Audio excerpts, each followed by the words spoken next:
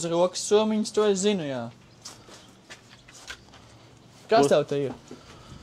Mēs uztaisījām beidzot insektu sietu boksu, cik mums ļoti daudz ir ar tiem insektu sietiem darīšana.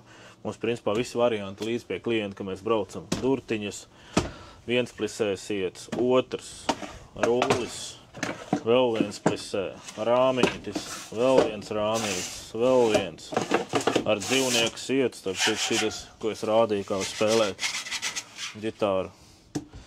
Tā kā, jā, klients var aizbraucot pie viņu uz vietām, viņš var uzreiz izvēlēties un saprast. Kad principā ir tā, ir pirmdienas rīts, es vēlos insektu sietu, tikai nezinu kādu, jūs atbraucat pie mums un parādiet, kādi ir piedāvājumi. Jā, bet pirmais mēs vienmēr cenšamies attālināt ar sietiem, jā, kad cilvēkam aizsūt bildes vai video, vai pasakam, ka var ieiet TikTok kanālā mūs pastīties, jā, tur ir daudz informācija.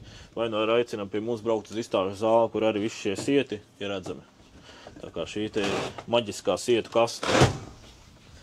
Bet nu visā pilnā izmērā viņš ir redzēt uz mūsu izstāžu zāles mājas.